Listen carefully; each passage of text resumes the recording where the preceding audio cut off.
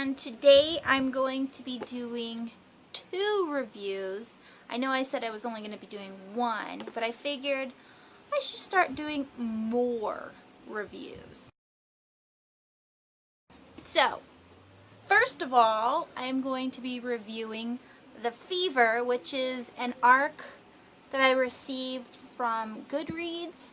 The book was supposed to come out on the 17th, so that was a few days ago. I did read this over the weekend. Well, it is Saturday today, so I'm saying last weekend I finished this book up. And I gave it a 3, I think, maybe a 4 stars on GOODREADS. If you guys want to read my review, I will link my GOODREADS down below. But let me talk about this first. So this is about a small town where a bunch of girls get sick and they don't know why a bunch of girls are getting sick. They don't know if it is like a virus or an outbreak of another sort. And so when I was reading it, I thought this was going to be somewhat like a paranormal book. I know that I got this out of the horror section in the GOODREADS giveaway, so I was hoping for like a really scary book. And the pacing was very similar to an Asian horror film, if you were to watch one of those where like the mystery is very prolonged. Things happen very slowly, and then at the end you kind of don't get the satisfaction that you want at the end, and that's similar to this book here.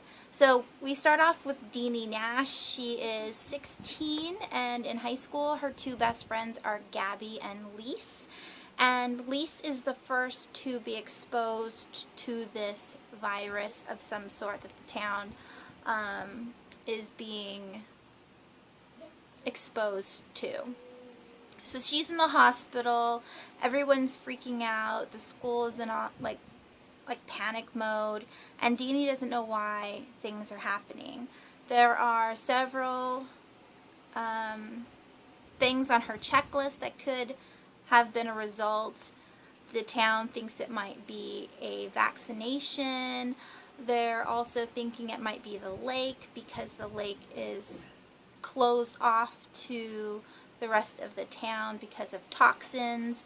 And so people are just frantic to find out what's going on. So the CDC has come in and is now investigating the situation. And the ending was not to my liking. I was very just disappointed, really, in the ending. I was hoping it would be a lot better, and it wasn't. So this was an okay read. If you like Japanese horror and you like that slow-paced mystery style, then you might like this book as well. I was happy to receive it free from GOODREADS, and I enjoyed reading it for the most part. That is all. Oh, Megan Abbott is the author.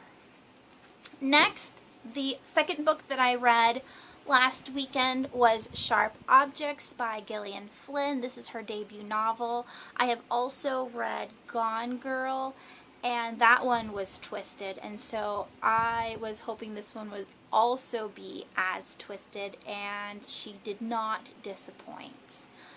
It was alarming. So first of all, we have Camille, which is the main character of the story. She is a reporter who works for a Chicago newspaper.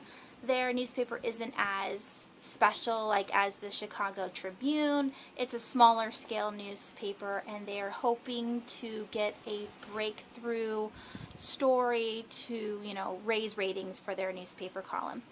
And Camille is sent home to her hometown, which is Wind Gap, Missouri, and she needs to investigate 2 killings, which are little girls, and she needs to find out what's going on and interview, you know, the town and the cops and so on. But she has to deal with a lot of back history as well, because she is from Wind Gap and she has practically run away from her hometown because she did not have a very good childhood.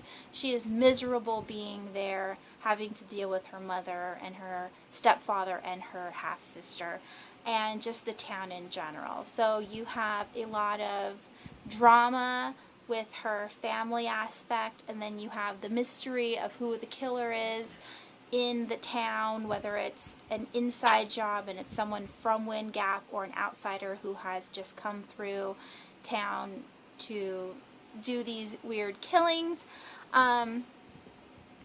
It was a crazy ride. I could have sworn I knew who the killer was from page 95.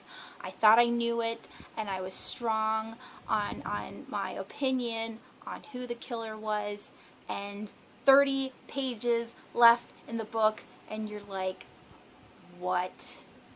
I was speechless. But again, this is Gillian Flynn, so you know your opinion is going to be wrong. So I gave Sharp Objects a 4.5 star rating on GOODREADS. I was thinking about it today, and I think I might drop a star just because there is a point in her investigation. She finds out that the person who killed the girls strangled one of them barehanded, but they never go into detail, or the author never goes into detail on fingerprints and like strangulation marks on the neck. Why didn't they realize that the fingers matched a certain killer and not another killer? That, you know, has me going back and forth. I am a huge CSI fan, so I know the details involved in looking at crime scenes. And so the book was a little off skew when it comes to being accurate on how they would look at all those things. Other than that, I really enjoyed Sharp Objects by Gillian Flynn. That was the 4.5 stars, maybe a 4. I might or might not change it. And then there was Fever by Megan Abbott, my ARC from GOODREADS. I think I did give it a 3. I'll have to double check on that one. 2 books that I read this weekend or last weekend that were pretty good. Thanks for watching. Talk to you soon.